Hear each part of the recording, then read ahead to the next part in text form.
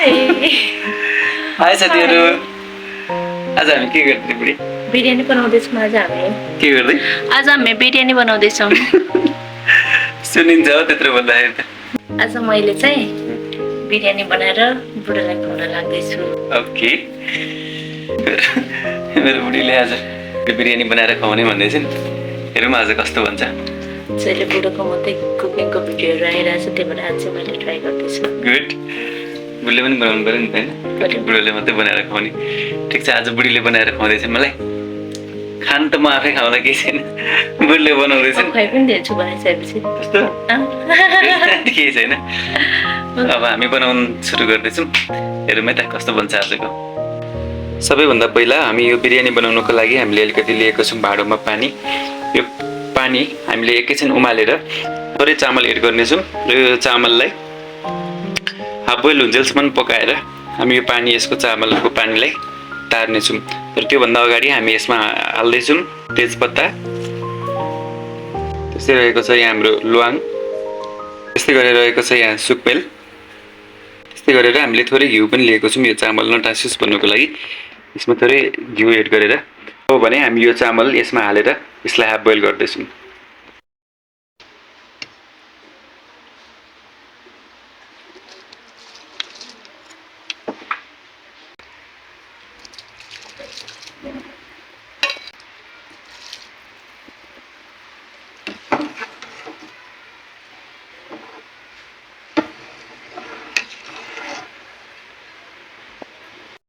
अब हामी यो चामललाई मिडियम फ्लेममा एकैछिन पकाउनेछौँ जबसम्म यो हाफ बोइल हुन्छ तबसम्म हामीले यसलाई पकाउनेछौँ यहाँ हामीले चिकन बिरयानीको लागि अलिकति चिकन लिएको छौँ यसलाई अब हामी म्यारिनेट गर्दैछौँ म्यारिनेट गर्नको लागि अब हामीले यहाँ एड गर्दैछौँ थोरै नुन त्यस्तै गरेर थोरै बेसार यो रहेको छ लसुनको पेस्ट त्यस्तै गरेर यो रहेको छ हाम्रो अदुवाको पेस्ट अब हामी यसमा अलिकति कागती निचोरेर यसलाई राम्रोसँग म्यारिनेट गर्नेछौँ र यसलाई 15-20 मिनट जस्तो छोपेर रेडी गर्नेछौँ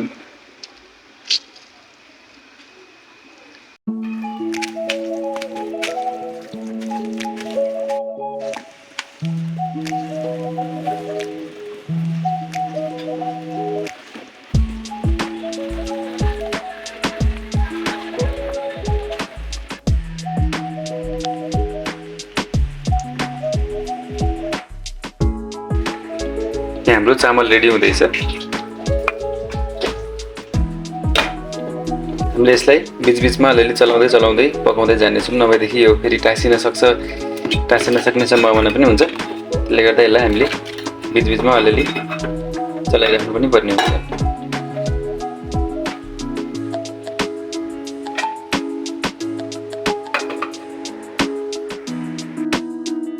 देख्न सक्नुहुन्छ साथीहरू हामीले यहाँ बिरयानीको लागि लिएको छौँ मर मसलाहरू यहाँ रहेको छ हाम्रो थोरै कोरेको नरिवल यहाँ रहेको छ थोरै गाजरलाई हामीले सानो गरेर कोरेर ठिक्क गरेको छौँ त्यसै गरी रहेको छ हामीसँग प्याज हामीले प्याजलाई मसिनो गरेर काटेको छौँ त्यस्तै चावडा खोर्सानीलाई हामीले आधी गरेर चिरेर राखेको छौँ थोरै धनिया पनि छ र साथमा हामीले ल्वाङ सुकमेल राखेको छौँ त्यस्तै हामीसँग छ बिरयानी मसला देख्न सक्नुहुन्छ साथीहरू हामीले म्यारिनेट गरेर राखेको चिकन अब भने फाइनली रेडी भइसकेको छ अब भने हामी यो चिकनलाई केही बेर पकाउनेछौँ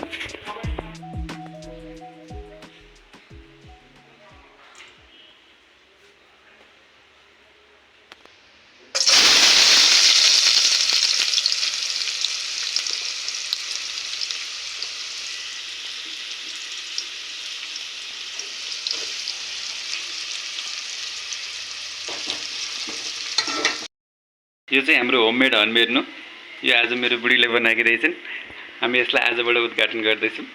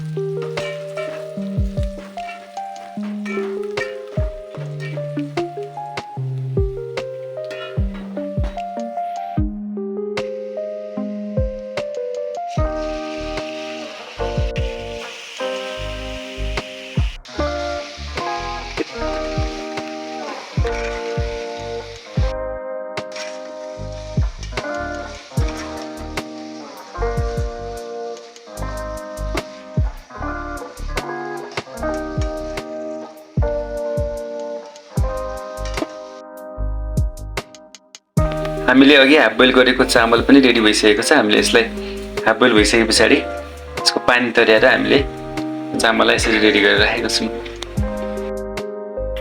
हाम्रो यता मासु रेडी हुँदैछ। अब यसलाई एकैछिन पाकिसके पछाडि चाहिँ हामी यसमा अरू एडिसनल मसलाहरू हालेर यसलाई रेडी गर्नेछौँ। त्यहाँदेखि यता हाम्रो सेकुवा खाने भनेर बुढले सेकुवा पनि पोल्दैछन्। सेकुवा खाने एकदम प्रतीक्षा। बनाउनु मन लाग्यो नि। अनि त्यत्रो कति खान्छ नि त्यो सेकुवा? मलाई बनाउनु मन लाग्यो, खाने पनि बनाउनु। सेकुवालाई यत्रो लामो मासुको पिस चाहिँ सेकुवा बनाएर खाने चाहिँ अब ठिकै छ नि त भनेर। पाएको होला नि यो अब? अब यो टमाटरहरू हालिदिउँ न। एकछिन त मसला अलिक पाएको छ। पाएको है? यता यहाँ सेकुवा खाने काम हुँदैछ। कस्तो भएछ त सेकुवा? ल हेर मलाई चाहिँ नि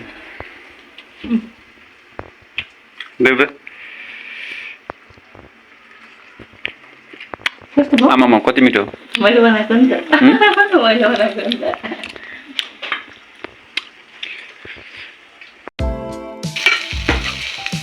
टमाटर यहाँ तल हाल्नु पर्यो कि हाल्दैन नि त।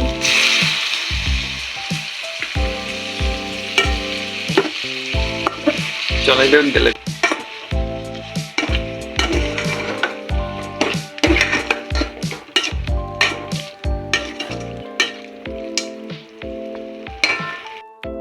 यहाँ एड गर्दैछौँ बिरयानी मसला।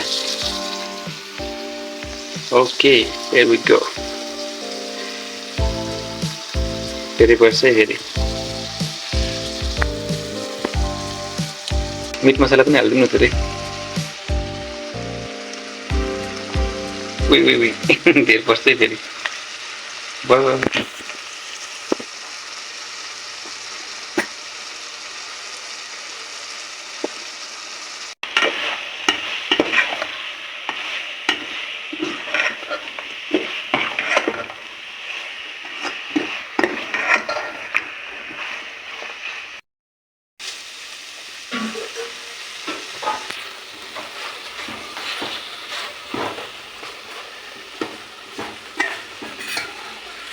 अब यसमा हामी थोरै दही पनि एड गर्दैछौँ।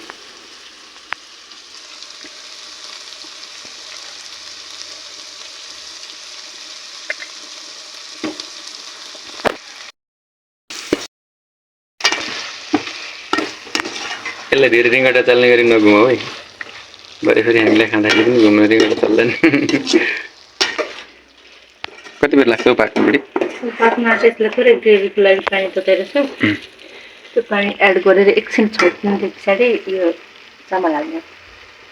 ल कस्तो फेरि गरम भएको कि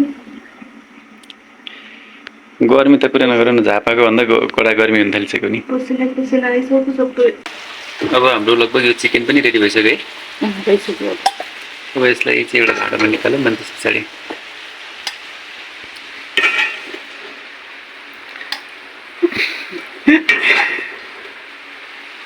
आज मैले बनाएको बिरयानी कस्तो हुने हेर्नु। आज मैले बनाएको बिरयानी कस्तो हुने हेरौँ न त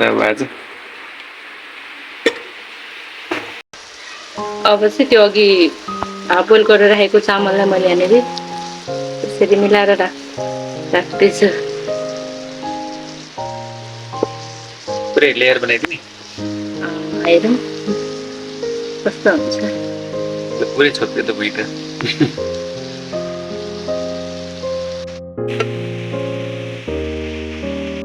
यसलाई पनि बिचमा लेयर बनाइदिने।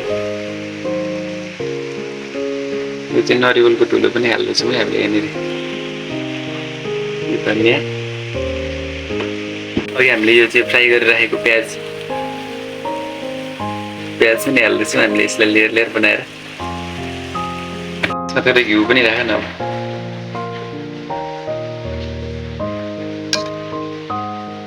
भयो।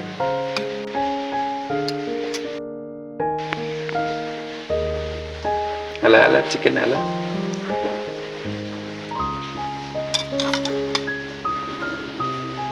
Looks yummy.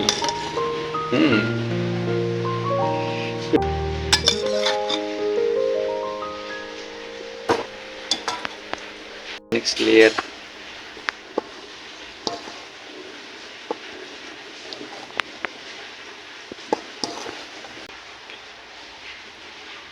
तीन सीढ़ी भइसक्यो हैन? सकिसक्यो।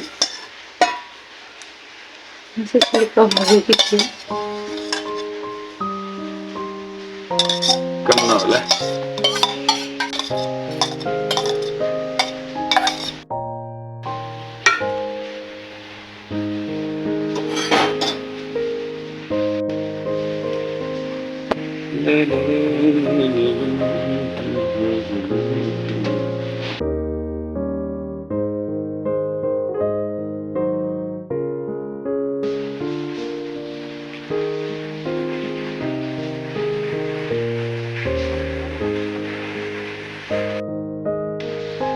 सालको पातको टपरी हुने एभरै नहुने सल्लाहको।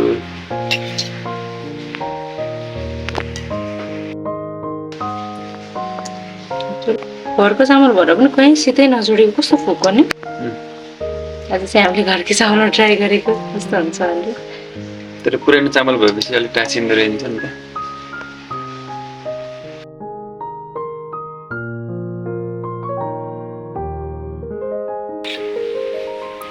के लेख्दैछौ?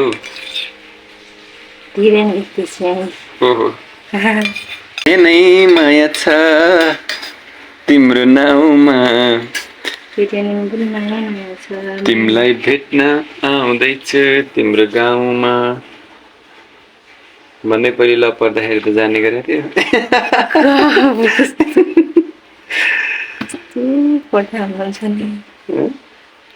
अनि अब जे हो त्यो हो नि। त्यस्तो त कहिले भनेको सुनिन। त्यो त मैले गीत गाउँदै जाने हो नि त बाटोमा जाँदाखेरि हैन। त्यो नभने पछाडि अब हो भन्नु कि होइन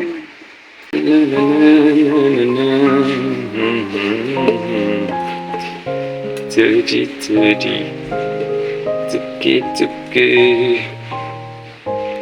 अब यसलाई हामीले 10 मिनट जति सानो आँचमा राख्नु पर्यो। 10 मिनट पनि पर्दैन एकछिन। घिउ हाल्देऊ न माथि घिउ। कतिखेर भइगयो त्यसो भए एकचोटिलाई।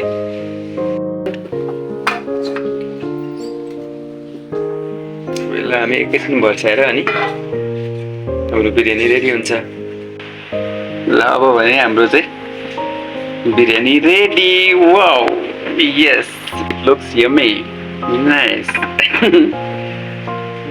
दामी भएको छ जस्तो छ। आज हामी बिरयानी बनाएर खाने सुरसार गर्दै थियौँ। फाइनली बिरयानी पनि रेडी बनाइसक्यो। अब हेरौँ आज कस्तो भएको छ। अब हामी बिरयानी पस्किन थाल्दैछौँ। कस्तो भयो होला त आज।